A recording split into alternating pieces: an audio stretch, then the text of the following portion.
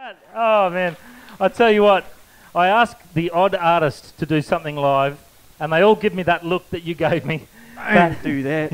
You got boldness, man. That's awesome. That's great stuff. Right now, I've got a couple of questions here for you. Cool. This is from Sarah Jane from the Easterfest media team. You have generously made available for free a download of your title song from Hold On. Why do you think this song is such an encouragement to your fellow Kiwis following the Christchurch earthquakes? And did this song originally come out of a tragic time? I actually wrote that song "Hold On" for a few of my friends. I went through a time. I don't know if any of y'all have heard the song, but it was a time about 3 years ago, and I had about 3 of my closest friends who were going through some real tough situations, and a friend whose marriage was falling apart, and a friend who was like struggling with this real bad depression thing, and a friend who was really badly sick. One of the guys in our group, brother, had leukemia, and yeah, I guess these were like situations that I sort of didn't have any answers for, and I just felt so like helpless. I didn't have anything to say, so I decided to write a song for them. And so yeah, the song's about holding on to God's promises, no matter what circumstances or situations we're faced with. And yeah, it's just been amazing, like how many people, and like every day just about will get a message from someone from somewhere about how the songs touched them, and really incredible stuff. So it's just such a, I don't know, it's a privilege to have that song in our arsenal to be able to share with people. So yeah. Let me just ask you this question. You know, Queensland saw some of the worst floods in Australia's history. Christchurch with the earthquake, tropical cyclone Yasi, the Japanese earthquake. There is disasters everywhere right now. And there's people asking me as a pastor, they're asking me the question, where was God in the floods? Where was God in the earthquake?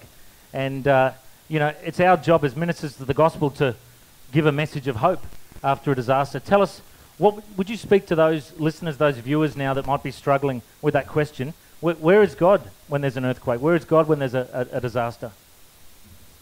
God is he's with the hurting, man. He's with the person that's buried under the rubble. That's where our God is. And you know, I mean, I've struggled with that question. I've had a lot of friends, you know, maybe non-Christian friends that ask me the exact same question, and all I guess I kind of say is like, it's the opportunity. Like the world is kind of set in motion, and man, crap stuff happens, you know. But it doesn't change the fact that God is God, and that He's still in control, and that He works all things together for good for those who love Him. So I guess if anything, it's our chance for God to shine His light through us. And I had such an amazing. I was talking to Beth, who's runs the catering for the artists over there, and we were talking about the Toowoomba flood. And man, I just couldn't believe it, man. Her attitude, she just said I said, how was it? And she's like, it was just incredibly amazing just to see, like, it just showed us what everyone was made of in this town, you know. And I was just like, man, what a great way to look at it, you know. She was just like, it was just so incredible to see our community come together and God shining through that. So yeah, I don't know if that answered your question. No, that's good. That's good. And you know, we're here celebrating Good Friday, Easter Sunday, Resurrection Sunday, Easterfest. That's the central message of the gospel. Tell us, if there are people listening that are wondering, what's the gospel? Would you share that? What do you believe the gospel is? Oh man, I didn't fully understand it. But 10 years ago, I was 19 years old, and I got to a stage in my life. Like I said, I was drinking, I was doing drugs almost every day, and I just probably couldn't get any further down this dark path I was heading down. And I was like confronted by this Jesus, this God, and He's like, man, why didn't you try this path? Even though I didn't understand it, I was like, man, I'm going to give this God a try.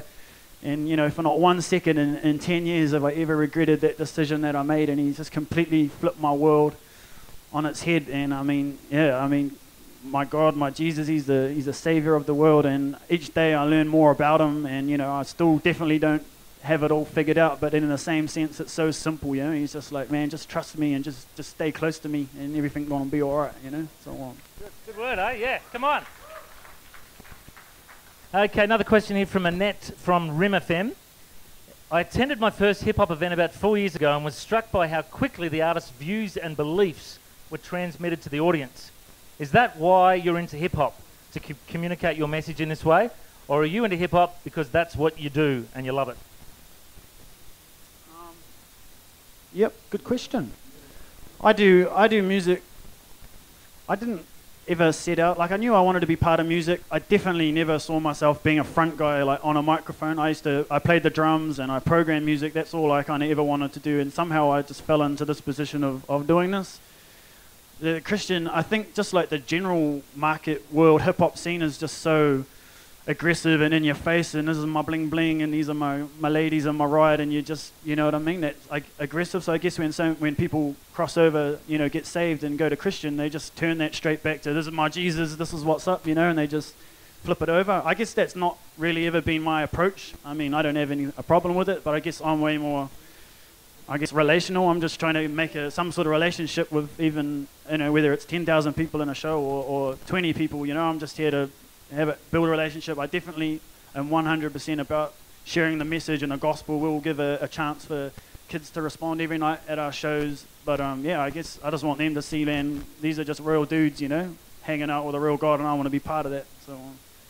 Okay, another question from Sarah Jane at the Easterfest media team. What gets you out of bed in the morning? My wife, get up. Or my manager, get up.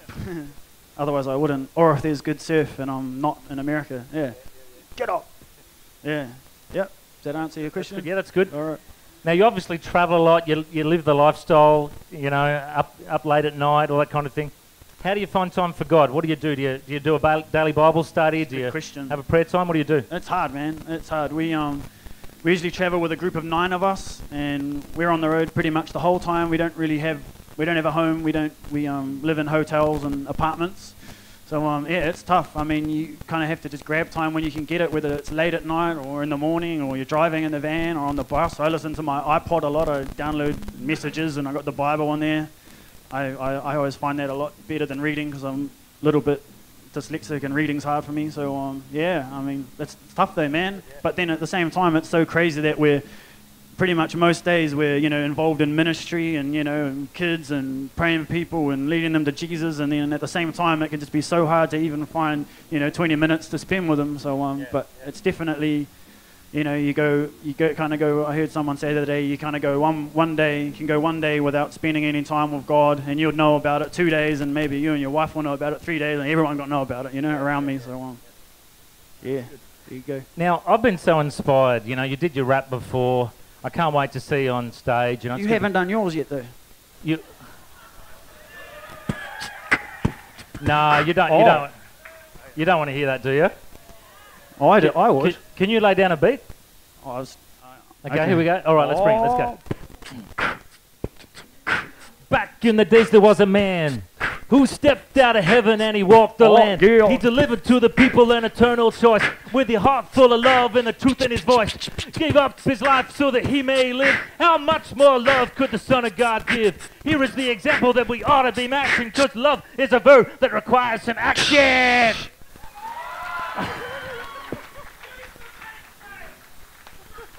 Why did they even bring me to this festival? Oh, I'm telling you, I feel like I just got an anointing from you to do that today, you know? That felt good, didn't it? It did. I love it. I'm going to introduce you to some people after this. Yeah, okay. Serious Records people. Good, okay, thanks, man. I might give up being a pastor and doing radio, and this could be it. Yeah. We could do it together. Yeah.